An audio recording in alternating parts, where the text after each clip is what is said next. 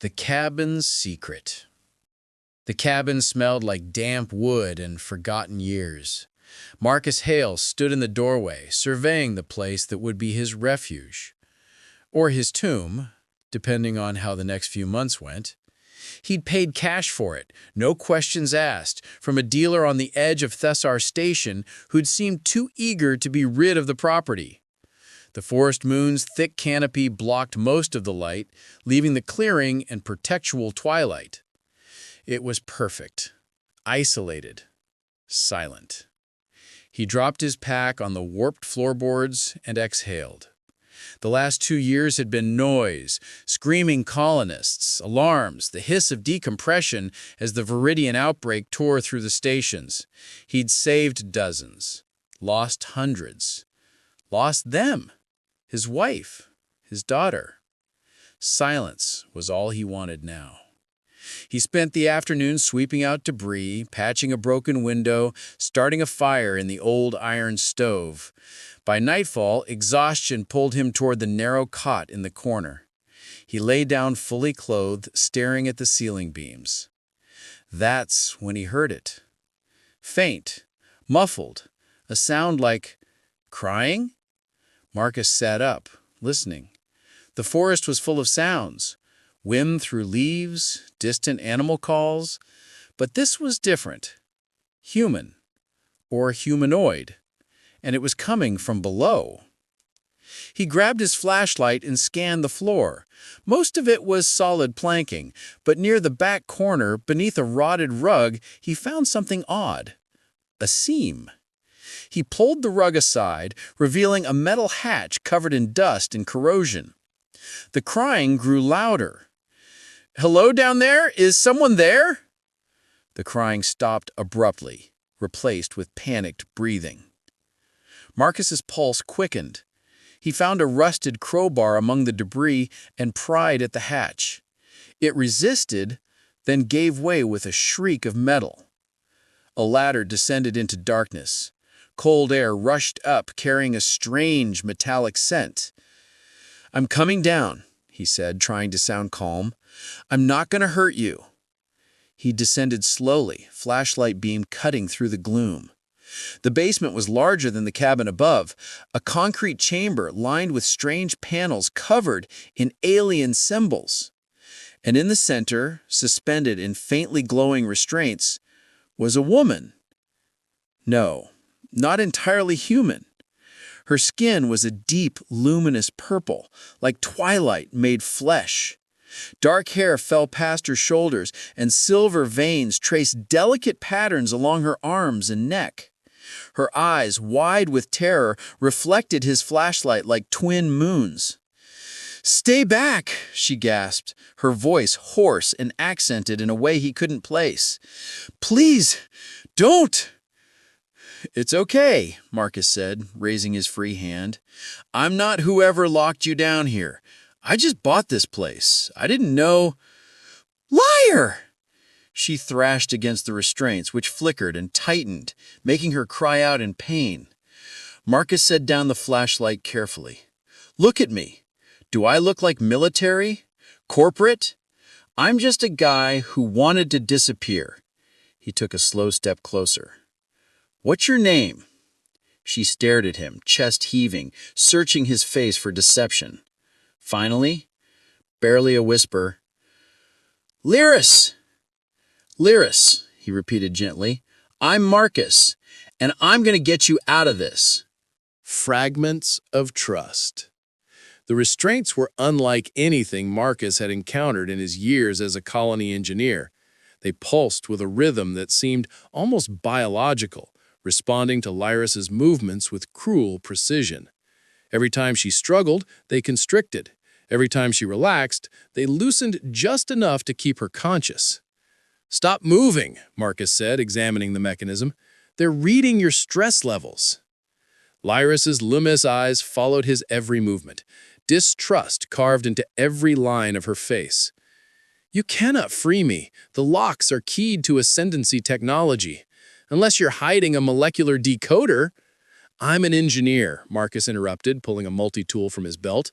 I don't need to understand the technology. I just need to understand the physics. He worked for over an hour, sweat beading on his forehead despite the basement's chill. Lyris watched in tense silence, occasionally whimpering when he accidentally triggered a defensive pulse. Finally, with a sound like breaking glass, the restraints shattered into fragments of light. She collapsed forward, and Marcus caught her before she hit the concrete. Her skin was cool to the touch, smooth like polished stone, and he could feel her trembling. "Easy," he murmured. "When's the last time you ate?" "I don't know. Weeks? Months?" Her voice cracked. "They kept me in stasis until they forgot about me." Marcus half carried her up the ladder. In the cabin's firelight, her purple skin seemed to glow softly, the silver veins pulsing faintly with each heartbeat. He settled her on the cot and brought her water, which she drank desperately. Over the next 3 days, Marcus learned fragments of her story. Lyris had been a guardian, part of an elite order that maintained peace across the Ascendancy's territories. She'd uncovered evidence of a conspiracy, a plan to destabilize entire sectors for profit. Before she could expose it, her own commanders betrayed her, imprisoned her in this forgotten safe house on a backwater moon. "They told everyone I died in service," she said on the third evening, staring into the fire. "My family mourned me, my order honored me, and I screamed in the dark where no one could hear." Marcus sat across from her, feeling the familiar weight of survivor's guilt. "I know something about being forgotten," he said quietly. "After the outbreak, I tried to go back to my life, but everyone saw me as the engineer who couldn't save his own family. Eventually, I stopped trying to make them see anything else." Lyris turned those strange, beautiful eyes on him. "You saved me. I opened a hatch. You listened when I cried. Most wouldn't have." She paused, tilting her head. "Have we met before? There's something about you that feels familiar." Marcus felt it too, a strange resonance when their eyes met, like recognizing a song he'd never heard. "No, I'd remember." That night he dreamed. In the dream he wasn't Marcus. He was taller, harder, with silver scars across his arms and a sword at his hip. He stood on a battlefield beneath alien stars, and beside him was Lyris, younger, fierce, her purple skin painted with symbols of war. She turned to him and smiled, and he felt a love so profound it ached.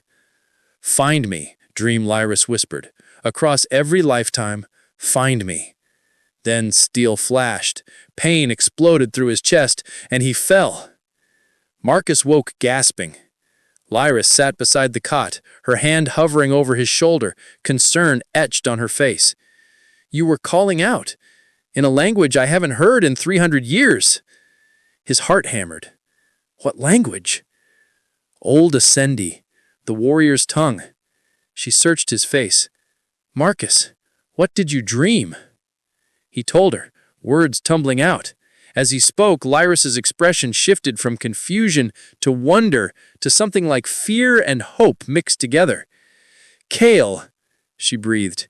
"You dreamed of Kale." "Who's Kale?" "My bonded, my love, my... Awakening. The revelation hung between them like smoke, impossible to grasp but too thick to ignore. Lyra spent the next day teaching Marcus about the Ascendancy's beliefs, about soul threads that bound certain people across time, about loves that refused to die even when bodies did.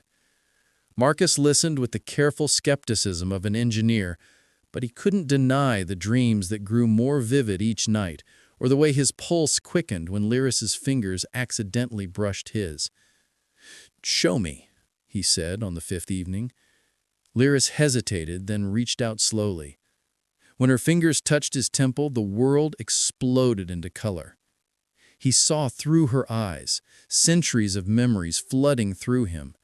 Kale, the human mercenary who'd crashed on her world and become its unlikely champion. Training together, fighting together, falling in love despite the scandal of a guardian bonding with an outsider. Then the final battle, when Kale threw himself into the weapon's core to overload it, saving billions. "I felt him die," Lyris whispered, pulling her hand back. Tears streaked her purple cheeks like silver rivers. "But the priest told me his essence didn't pass into the void. It scattered, waiting to coalesce again. They said I'd know him when I found him." Marcus's hand shook. "This is insane." "Is it?" She moved closer, her voice gentle. "You said yourself you feel like you know me, that every time we touch, something inside you recognizes. I'm not your dead boyfriend reincarnated."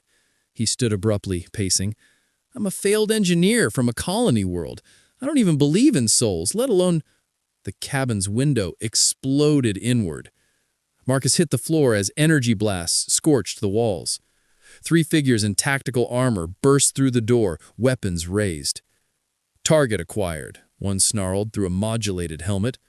"Guardian Lyris, you're coming with—" Lyris's scream wasn't sound. It was pure force.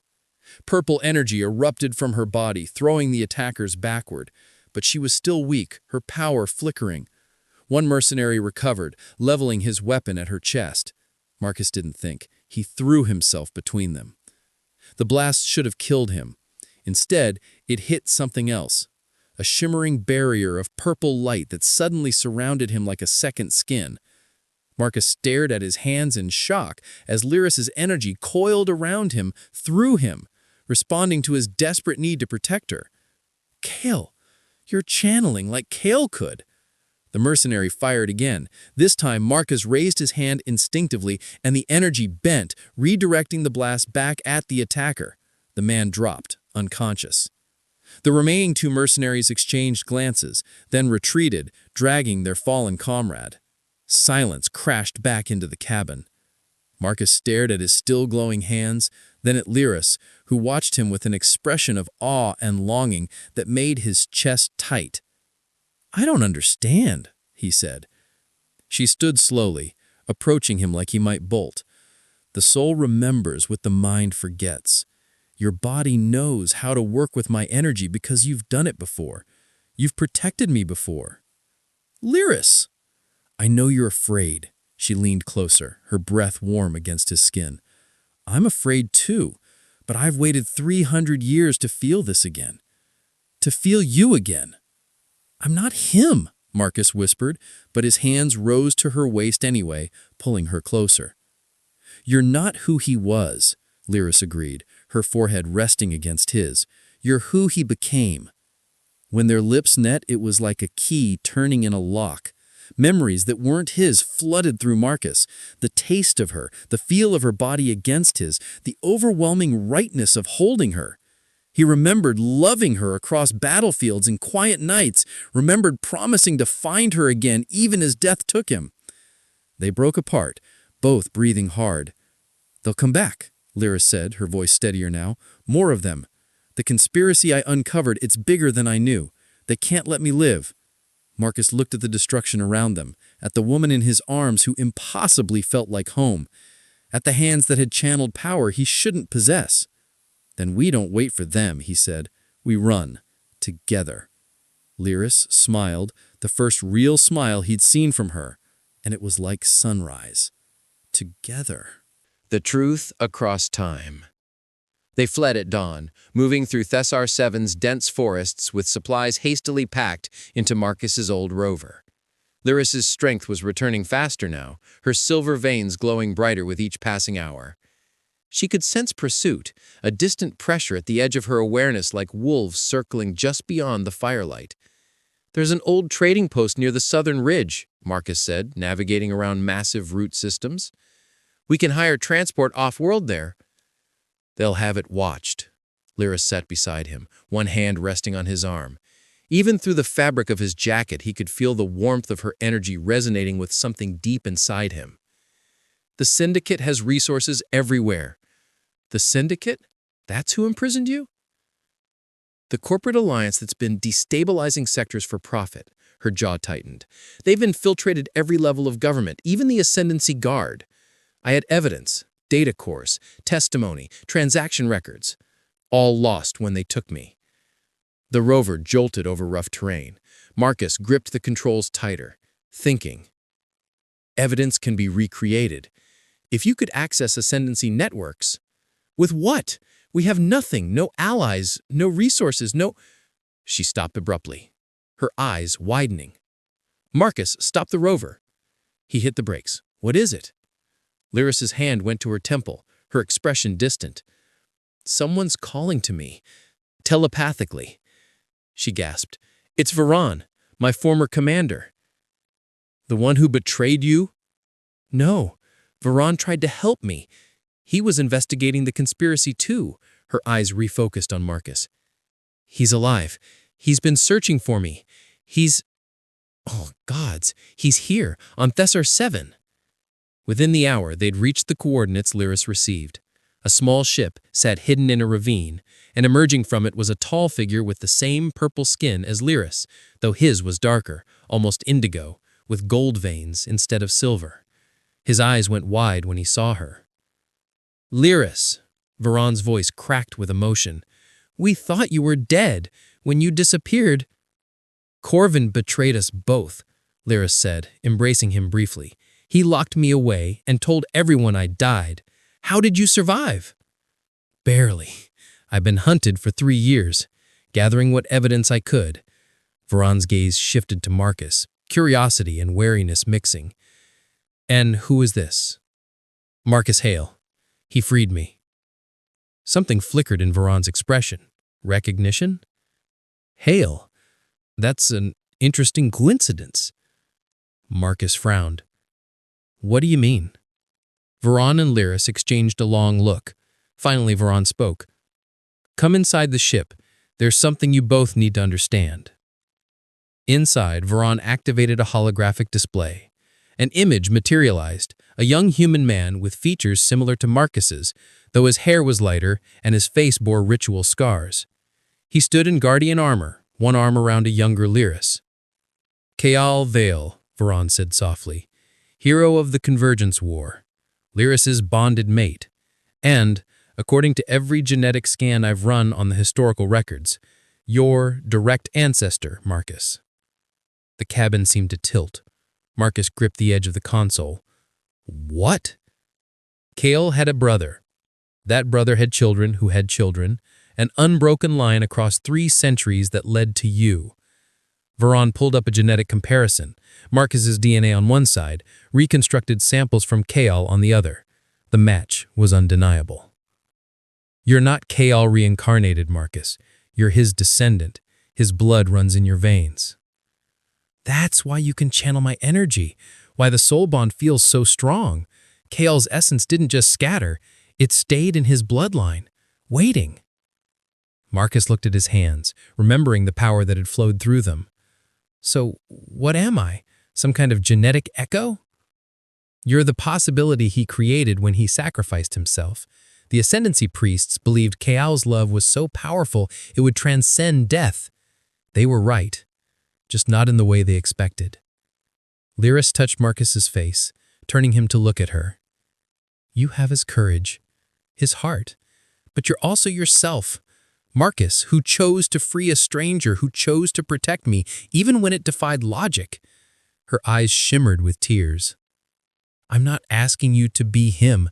I'm asking if you want to be us. Marcus felt the weight of impossible destiny pressing down on him.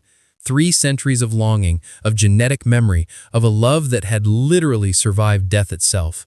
Part of him wanted to run from it. This was too big, too strange, too much like losing himself. But when he looked at Lyris, when he felt that resonance between them, he couldn't deny what his soul already knew. I spent 2 years wanting to die. After the outbreak, after losing everyone, I couldn't find a reason to keep going. Then I heard you crying in the dark. Maybe this is destiny or genetics or something else entirely. I don't care. You're my reason now. Lyris kissed him then, deep and desperate and full of 300 years of waiting. When they finally broke apart, both were trembling. Varan cleared his throat awkwardly. Touching. Truly. But the Syndicate has a fleet en route to this moon. If we're going to expose them and survive, we need to move. Now. Becoming whole. The plan was desperate and probably suicidal, which Marcus supposed was appropriate for a man literally bred for heroic sacrifice. Varan's ship was fast, but lightly armed. The Syndicate's fleet would overtake them within hours of leaving Thessar 7's orbit. But Lyris had realized something. The evidence wasn't lost. It was in her, stored in her neural implants, encrypted and dormant, waiting for the right key to unlock it. The key was Marcus. Kale designed the encryption, Lyris explained as they prepared for jump. He used his own biometric signature as the lock. If you're truly his genetic heir, then I can access it, Marcus finished, and broadcast it across every Ascendancy channel simultaneously, before they blow us out of the sky, Varan added cheerfully. They launched at dusk, the ship screaming toward orbit with Syndicate fighters appearing on sensors almost immediately. Varan took the controls while Marcus and Lyris moved to the ship's small medical bay. This might hurt, Lyris warned, extending delicate neural filaments from her fingertips. You'll be accessing centuries of compressed data directly through your nervous system. Marcus lay back on the med table, trying not to think about all the ways this could go catastrophically wrong. Will I see his memories, Kale's? I don't know. Maybe. She positioned herself beside him, her face close to his. But whatever happens, I'll be with you, I promise. The filaments touched his temples, and reality shattered. He was drowning in data, transaction records, communications, video evidence of atrocities committed in the name of profit. But woven through it all were memories, Kale's memories. Marcus felt himself falling through them like water, experiencing his ancestors' life in compressed flashes. Kale meeting Lyris for the first time, weapons raised, neither trusting the other. Training together, learning to fight as one unit. The first time they kissed, breaking every Guardian protocol. Quiet nights planning battle strategies that turned into planning a future together. The final battle. Kale running toward the weapon's core, knowing it would kill him, turning back one last time to see Lyris screaming his name. The pain of dying and the choice he made in that last instant, not to let go. Kale's consciousness fragmenting, pouring itself into his own bloodline like water into roots, waiting for the day his essence would find her again through someone who carried his legacy. A gift across centuries, not reincarnation, but something stranger and more beautiful. Love that became genetic memory, passed down through generations until it could bloom again in the right soul. Marcus gasped, jerking back to himself. The neural connection pulsed with unlocked data ready to transmit. I felt him, Marcus whispered, tears streaming down his face. He loved you so much, he rewrote what death could mean. And now you're here, Lyris said, her own tears falling. The answer to a prayer I didn't dare believe in. The ship rocked as weapons fire struck the shields. Varan's voice crackled over the intercom. We've got maybe 2 minutes before they breach our defenses. Marcus pulled Lyris into a fierce kiss, pouring everything he felt into it, his own love mixing with Kale's genetic echo, past and present becoming one. When they broke apart, he was glowing with purple energy, brighter than ever before. Broadcast everything, he told her. I'll keep us alive long enough. He ran to the bridge as Lyris initiated the transmission. Through the view screen, he could see a dozen Syndicate warships closing in, weapons charging. Varan looked at him with grim respect. Any inspiring final words? The commander asked. Marcus smiled, feeling Kale's courage and his own determination merging. Just one. Duck! He threw his hands forward, and Lyris's power exploded from him like a star going nova. The energy didn't destroy, it displaced, opening temporary rifts in space that swallowed enemy missiles and spat them back at their launchers. Syndicate ships scattered in confusion as their own weapons turned against them. On every Ascendancy channel across 100 worlds, Lyris's evidence began broadcasting. Names, dates, crimes.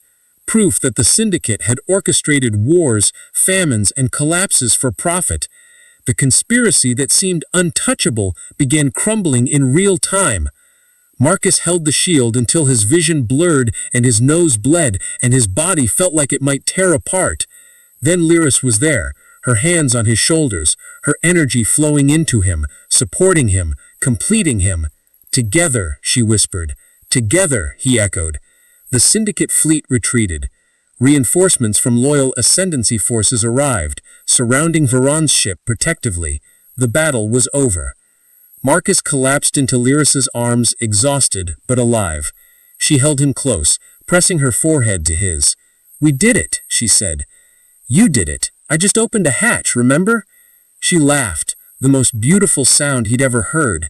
"You did so much more than that." 3 months later, they stood on the observation deck of an Ascendancy station, watching ships come and go through the stars. The Syndicate's leaders were facing trial. Reforms were sweeping through corrupted institutions. Lyris had been reinstated as a guardian, though she'd negotiated new terms, ones that allowed her to choose her own partner. Marcus watched her in the starlight, this impossible woman who'd changed everything. She turned, catching him staring, and smiled. "What are you thinking?" she asked. "I'm not Kale," I said honestly. "I never will be." "Good," she said, "because I don't want Kale. I want Marcus, the engineer who listened when someone cried, who chose compassion over fear, who became a hero not because destiny demanded it, but because his heart wouldn't let him be anything else. And what do we do now?" She kissed me softly. "Now we live the future Kale died to give us. We explore, we love, we build something new." She pulled back, eyes shining. "Sound acceptable, Engineer Hale?" Marcus smiled, finally at peace with the strange miracle of his existence. Blood and memory and choice, all woven together. They stood together watching the stars, two souls bound across time, finally whole. The end.